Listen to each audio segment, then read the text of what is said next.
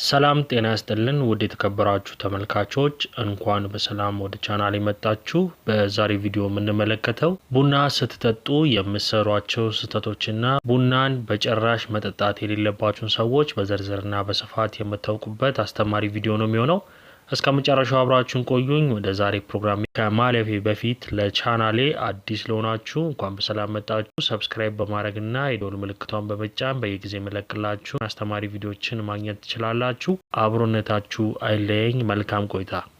በመጀመሪያ ደረጃ ቡና ስትጠጡ የምትሰሩት ስህተት ከመጠን በላይ ስኳር መጨመር ነው ቡናው ላይ እና ደግሞ ጣዕም ያላቸው ሌሎች ቡናው ላይ ወተትም ሊሆን ይችላል እነሱም መጨመር እጅግ በጣም የተሳሳተ እንደሆነ ልታውቁት ይገባል። ቡናውን ወደ ጣፋጭ ምግብነት ይለውጣልና ክብደት መጨመር፣ የስኳር መጨመር እናም ደግሞ አጠቃላይ የኃይል መበላሸትን ሊያስከትል ይችላል። ስለዚህ ከመጠን በላይ ክሬም፣ የወተት ተዋጽኦችን ከመጠን በላይ ቅባት ያላቸው ነገሮችን ባጨምሩ ይመከራል። ስኳርን ባጨምሩ ይመከራል።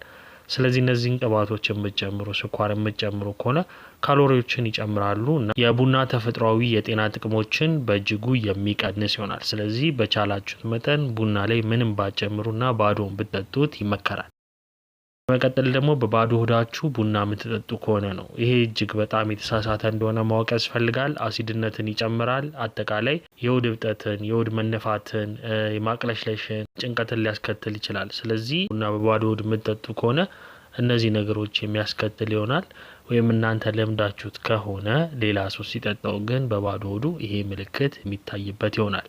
በመቀጠል ቡናን ከመጠን በላይ መጠጣት ነው። በቀን 3-4 ሲኒ መጠጣት አጠቃላይ ከመጠን በላይ ያለፈ ይሆናል ማለት ነው። ስለዚህ ከዚህ ጋር ተያይዞ የልብ ችግር፣ ጭንቀት፣ ራስ ምታት ወይም ደግሞ የሆድ ድርቀት ሊያስከትል የሚችልበት እድል ሰፊ ነው። ስለዚህ ቡና ከቻላችሁ በቀን ከ2 ሲኒ ወይም ደግሞ ከ3 ሲኒ ባታልፉ ይመከራል። 4 ሲኒ 5 ሲኒ በተከታታይ በየቀኑ የምትጠጡ ከሆነ ግን ከጥቅሙ ይልቅ ጉዳቱ ሊያመዝን የሚችልበት እድል ሰፊ እንደሆነ ማወቅ ያስፈልጋል። በመቀጠል ቡናን በጣም በከፍተኛ ሙቀት ማፍላት ነው። አጠቃላይ ቡና ውስጥ ያለው አንቲኦክሲደንትን እንዲጠፋ ያደርጋል እና መራር እንዲሆን ያደርጋል። ቡናው ከመጠን በላይ እንዲሞቅ ያደርገዋል። ስለዚህ አጠቃላይ ከቡና የምታገኙትን የጤና ጥቅሞችን የሚቀንስ ይሆናል። በመቀጠል ቡና ከመጠጣታችሁ በፊት ውሃ መጠጣትን ችላ ማለት የለባችሁም። ብዙ ሰዎች ውሃ አይጠጡም ማለት ነው። ስለዚህ በቂ ውሃ ሳይኖር ቡና መጠጣት ድርቀትን ሊያስከትል ስለሚችል በቻላችሁት አቅም ውሃ ብትጠጡ ይመከራል። አጠቃላይ ደግሞ የብዙዎች ግምት የተሳሳተ ምልከታ ቡናን ድካምን ያሸንፋል የሚለው ነው። ድካምን አያሸንፍም ቡና ድካምን ይሸፍናል፣ ነገር ግን እረፍትን አይሰጣችሁም ማለት ነው። ስለዚህ ይህም ረጅም ጊዜ ድካምን ያስከትላል። ዛሬ ነቅታችሁ ብትሉ ቀጣይ ግን እጅግ በጣም ደካማ የምትሆኑበት እድል የሰፋ ነው። ስለዚህ ድካማችሁን ብታስተካከሉት እንቅልፋችሁን በስነስርዓት በመተኛ በቀን ከ8 ሰዓት እስከ 7 ሰዓት ብትተኙ ድካማችሁ ይቀላል። ስለዚህ ቡና ጊዜያዊ መነቃቃትን ይሰጣችኋል እንጂ ሙሉ እረፍትን አይሰጣችሁም። ሌላውና ብዙ ሰዎች ቡና ሲጠጡ የሚሳሳቱት ቡና በአግባቡ አለመጠቀም ነው። ከእንቅልፍ በኋላ ወይም ደግሞ ጠዋት ስትነሱ ወዲያውኑ ቡና መጠጣት ነው። ይሄ ውጤታማነቱን እጅግ በጣም ይቀንሳል። ስለዚህ ቢያንስ ከእንቅልፋችሁ ከተነሳችሁ በኋላ ከ1-2 ሰዓት በኋላ ብትጠቀሙት የኃይል ሚዛናችሁን ለማሻሻል ይረዳችኋል። ስለዚህ ወዲያው ከእንቅልፋችሁ እንደተነሳችሁ ከመጠጣት ይልቅ 1-2 ሰዓት ብትቆዩ እጅግ የሚመከር ይሆናል ማለት ነው። በመቀጠል ቡናን በጭራሽ መጠጣት የሌለባቸውን ሰዎች በዝርዝር እናያለን።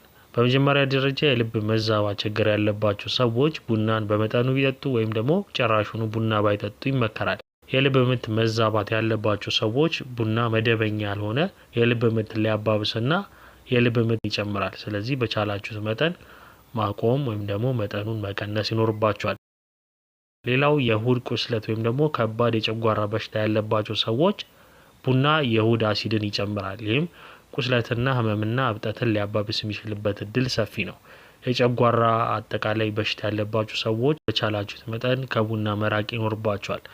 በመቀጠል ደግሞ እርጉዝ ሴቶች ናቸው። በከፍተኛ መጠን እርጉዝ ሴቶች ባጠጡት ይመከራል። ከፍተኛ መጠን ያለው ካፌን አጠቃላይ የጽንስ መጨናቀፍ፣ ዝቅተኛ የወሊድ ክብደት እና የጽንስ ጋር ተያይዞ ያሉ ችግሮች የመያዝ እድላችሁን ይጨምራል። ስለዚህ እርጉዝ ሴቶች ከሆናችሁ ከቡና በተቻላችሁ መጠን ብትርቁ ይመከራል። ሌላው እንቅልፍ ማጣት ወይም ደግሞ የእንቅልፍ መዛባት የሚያስቸግራችሁ ሰዎች ከቡና መራቅ ያለባችሁ። ስለዚህ ቡና እንቅልፍ ውደቶችን እጅግ በጣም ያዛባልና የእንቅልፍ ጥራትን ይቀንሳል። ከመተኛታችሁ በፊት ደግሞ ከወሰዳችሁት ይህንን የሚያባብሰው ይሆናል ማለት ነው። ሌላው የአይረን እጥረት ወይም ደግሞ የደም ማነስ ያለባችሁ ሰዎች በተለይም ደግሞ ከምግብ ጋር ሲወሰድ የብረት ወይም ደግሞ የአይረን መመጠጥን ያደናቅፋል ማለት ነው። ስለዚህ ከዚህ ጋር ተያይዞ አጠቃላይ የአይረን እጥረት ያለባችሁ ሰዎች በቻላችሁት መጠን ከቡና ብትርቁ ይመከራል። በመቀጠል ግላኮማ ያለባችሁ ሰዎች አጠቃላይ ካፌን የአይን ግፊትን ሊጨምር ይችላል። ይህም ደግሞ የአይን ሞራውን ሊያባብሰው የሚችልበት እድል ሰፊ ነው። በተጨማሪም ለካፌን በጣም ስሜታዊ የሆኑ ሰዎች አሉ። ትንሽ መጠን እንኳን ቡና ወስደው ራስ ምታት፣ ማዞር፣ ፈጣን የልብ ምት፣ ማቅለሽለሽን ሊያዩ የሚችሉ ሰዎች አሉ። እነዚህ ሰዎች ከቡና እጅግ በጣም መራቅ ይኖርባቸዋል። በመጨረሻም ቡና በመጠኑ ሲወሰድ ብዙ የጤና ጥቅሞችን ይሰጣቸዋል። ግን ለብዙ ሰዎች ደግሞ እንደዛው ቡና ባይጠቀሙ እጅግ የሚመከር ይሆናል ማለት ነው። በመጨረሻም ቡና በመጠኑ ሲወሰድ ብዙ የጤና ጥቅሞችን ይሰጣቸዋል። ስለዚህ አጠቃላይ በውስጡ ብዙ ውህዶችን ይዟል። ቡና በሳይንስ ላይ የተመሰረተ ቡና የጤና ጥቅሞችን ደግሞ በዝርዝር የምነግራችሁ ይሆናል ማለት ነው። ጎጂ የሆኑ ሰውነት ውስጥ እብጠቶችን ለማስወገድ ወይም ለመቀነስ ይረዳቸዋል። ከዚህ ጋር ተያይዞ በሽታን የመከላከል እድሉ እጅግ በጣም ከፍተኛ ያደርገዋል ማለት ነው። በሁለተኛ ደረጃ የአንጎል ተግባርን ለማሻሻል እጅግ በጣም ቡና ይጠቅማቸዋል። የአእምሮ ንቃትንም ይጨምራል። አጠቃላይ ትኩረትም እንዲሰጡ ያደርጋቸዋል ማለት ነው። ስለዚህ የአእምሮ ድካምን ይቀንሳል። ከአእምሮ ጋር የተያያዙ ስራዎችን ያከናውናል። የማስታወስ ችሎታችሁንም እንዲጨምር ያደርገዋል። ስለዚህ የእውቀት ወይም ደግሞ ኮኔክቲቭ ተግባርን ለማሻሻል የሚረዳችሁ ይሆናል። በመቀጠል አይነት 2 የተባለው የስኳር በሽታ ተጋላጭነታችሁን ለመቀነስ ይረዳችኋል። አጠቃላይ ቡና ጠጪዎች ለአይነት 2 የስኳር በሽታ የመጋለጥ እድላችሁ እጅግ በጣም አነሳ እንደሆነ ማወቅ ያስፈልጋችኋል። ኢንሱሊን ስሜታዊነትን ያሻሽላል። የግሉኮስ መመጣጠንም ይቀንሳል። አንቲኦክሲዳንቶች የደም ስኳር ሜታቦሊዝምን ለመቆጣጠርም ይረዳቸዋል። ስለዚህ መደበኛ ቡና የሚጠጡ ሰዎች አጠቃላይ የስኳር በሽታ ተጋላጭነታቸው እስከ 30% ሊቀንስ የሚችልበት እድል የሰፋ ይሆናል። በመቀጠል የልብ ጤናችሁን ለመደገፍ እጅግ ያስችላል። ግን ይሄ የሚሆነው ቡናን በልኩና በመጠኑ ስትጠቀሙት ነው። ስለዚህ በመጠኑ ስላችሁ በቀን ከ2 ሲኒ ባታልፉ ይመከራል ማለት ነው። ስለዚህ የምታደርጉ ከሆነ የልባችሁን ጤንነት ለመጠበቅ ይረዳችኋል። የደም ስሮቻችሁን ተግባር ለማሻሻል ይረዳል። ከልብ በሽታ ጋር የተያዙ እብጠቶችንም ይቀንሳል። የስትሮክ አደጋንም ለመቀነስ ይረዳችኋል።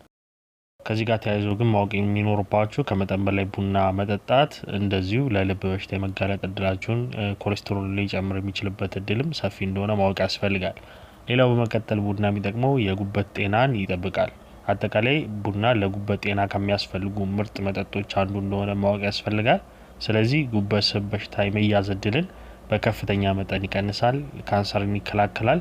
ቡና ዘውትረው የሚጠጡ ሰዎች ከጉበት ጋር የተያያዙ በሽታዎች የመያዝ እድላቸው እጅግ በጣም በከፍተኛ መጠን እየቀነሰ ይሆናል ማለት ነው። ስለዚህ አጠቃላይ ቡና ብትጠጡ የጉበታችሁን ጤና ለመጠበቅ የሚረዳችሁ ይሆናል።